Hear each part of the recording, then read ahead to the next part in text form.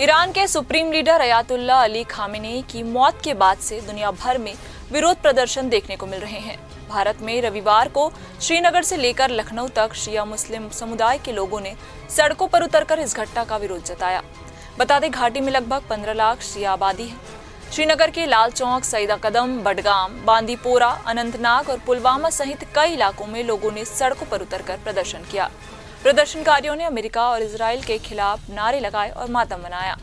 शिया बाहुल इलाकों में प्रदर्शन के बाद कश्मीर घाटी में सोमवार को मोबाइल इंटरनेट की रफ्तार कम कर दी गई और कई इलाकों में कड़ी पाबंदियां लगा दी गई।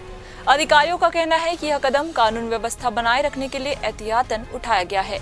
विरोध को रोकने के लिए लाल चौक इलाके को प्रशासन ने सील कर दिया है। घंटाघर के आसपास भी सुरक्षा व्यवस्था सख्त कर दी गई है।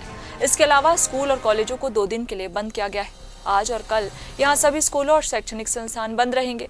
कश्मीर विश्वविद्यालय ने भी अपनी परीक्षाएं स्थगित कर दी है।